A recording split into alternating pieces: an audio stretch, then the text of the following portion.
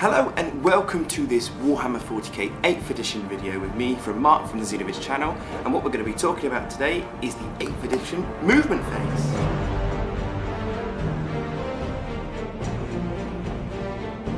So Warhammer 40k 8th edition, a lot of new changes, a lot of rules have disappeared, but the main factors of the game and the core mechanics are there. Movement, sidekick, shooting and the assault phase. So we're going to talk about the movement phase today, how it differs from 7th and how you play it in 8th edition. So the first thing to notice is in the old rulebook you would have a model that would state what it was. So an infantry model, a jet buying model. You would then have to go to the rulebook to find out the movement values. That has all changed now. Movement values are now in your actual compendium and codex. So for example, if we look at the Tyranids and the Eldar fire dragons are now 7-inch movement, which is great, and Tyranids are now a little bit faster. Hormagaunts, for example, are 8 inches for their movement, which is absolutely brilliant. Faster. Xeno army seems to be going a little bit faster, except for the Orcs and Necrons, but they're a bit bumbly and slow anyway. What's the advantages of going faster? Now, if you're going faster in your army, you can do two things a lot better. You can do things in the shooting phase better, you can do things in the movement phase better, and you can really try and move these models in a way that with reinforcements and the way your opponent has deployed, you can really take advantage of everything in the game. So for the Tyranids, for example, we've got their shooting and their close combat ability has now been upped, because now they are faster. Hormagaunts are 8 inches now, they will get to your opponent quicker. So that means in the combat phase this will happen sooner and your opponent will have less shooting happening at them.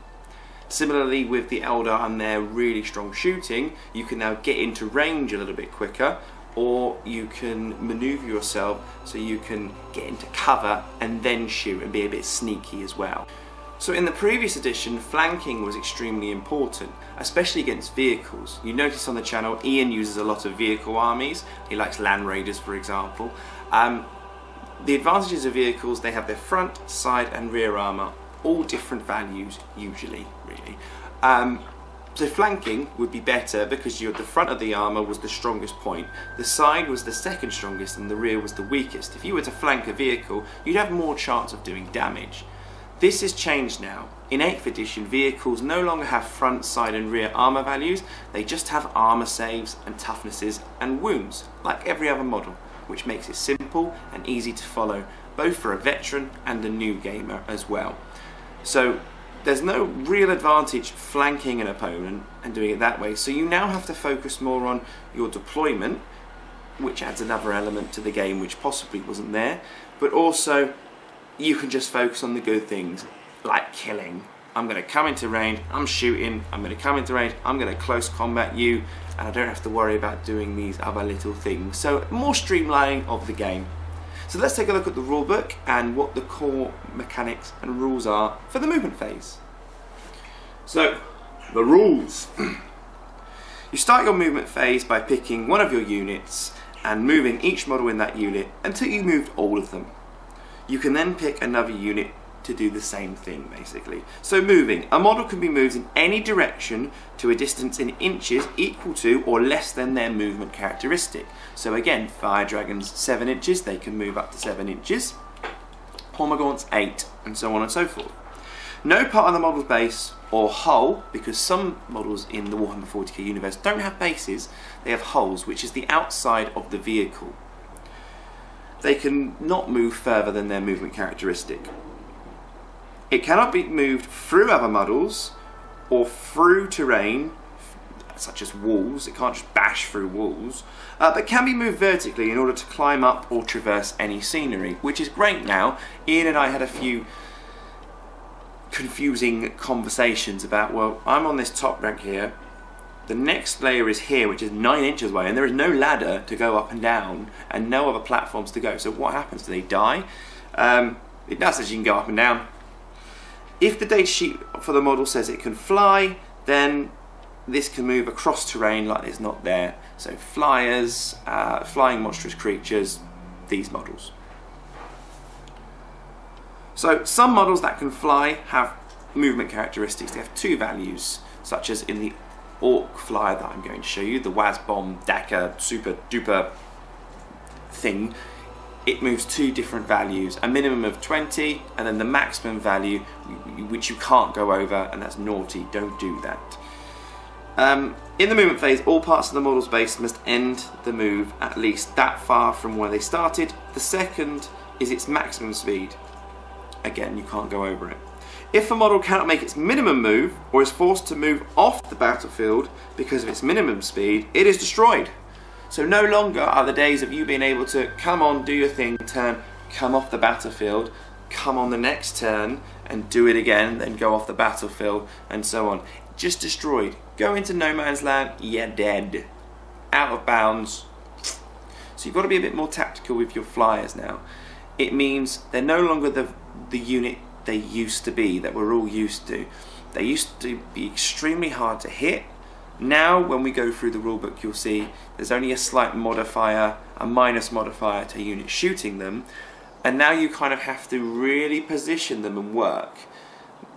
Now what does this mean for a flyer? They're still good, vehicles are still good, but I think the emphasis is on others, buying more infantry. That's what Games Workshop's going to want you to do. So enemy models. All models in the same army are friendly models. Models controlled by your opponent player are enemy models. When you move in the movement phase, you may not move within 1 inch of an enemy model.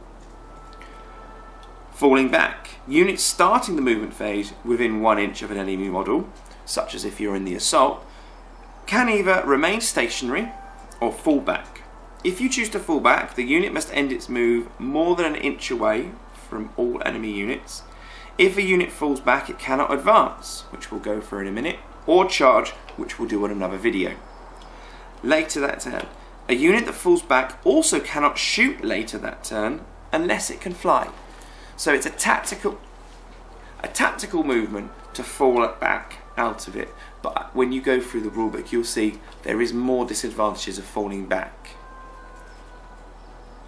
So advancing, what does advancing mean? It's basically the old run move. In 7th edition, it's now in the movement phase. So when you pick a unit to move in the movement phase, you can declare that it will advance. Roll a dice and add that result to your movement characteristic, combine the two, move that amount. A unit that advances cannot shoot or charge later that turn. However, there are weapons that would allow you to shoot at a minus modifier, for example, assault weapons. Or there are psychic powers or special abilities that certain models have which will allow you to advance and then assault later, which is great for your close combat armies, such as the psychic phase. In the psychic ability for the Tyranids, they allow a unit to advance and assault in the same turn, and I believe there's a Harlequin ability for the Eldar as well, where they can shoot and advance, or advance as if they haven't shot, for example. So, reinforcements, what does that mean? So, some units can be in reserve. This can be Terminators teleporting in, or in regards to my Tyranids, they have a Trigon, or a Trigon Prime. Basically, they start the game off the field, and at the end of your movement phase, they come up. Now, in the previous edition, you had to roll a scatter dice and some d6, and what that means is on those scatter dice there was an arrow and a blast marker. If you got the blast marker, it landed directly where you wanted it to be. If there's an arrow, you then had to move the model on the battlefield the direction of the arrow, and the amount of inches was the 2 dice you had that you rolled with it at the same time. This is no longer the case, and now reinforcements come on. You place them down. As long as they are 9 inches away from an opposing model, they can be there. There is no scattering. This makes reinforcements a lot more reliable. So those Space Marines and drop pods that used to be able to do this, you can now place them where you want to.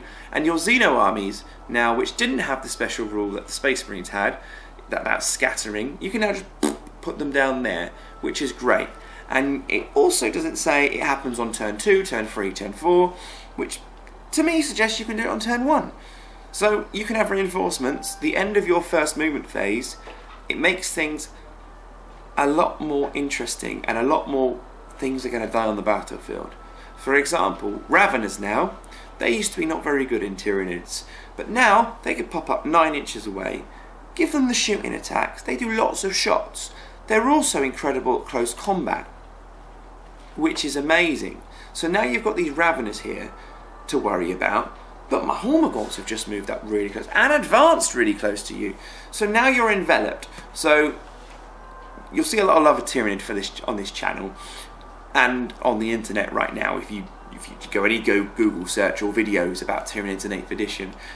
But Tyranids have got a lot of love. They're faster, their combat is amazing, and they've got lots of shots. So reinforcements, really important in the game, and really, well, more reliable. So that's it, that's the movement phase, that's all the rules. You have your movement characteristics in your Compendium or Codex. Fly models move a minimum and maximum distance, and they've got special abilities where they can come out of combat. You advance in the movement phase as well, and reinforcements happen in the movement phase too. So that concludes the movement in Warhammer 40k 8th edition. Thank you very much for watching. If you like this, please give it a thumbs up and tell me in the comment section below who the biggest winners in the movement phase is.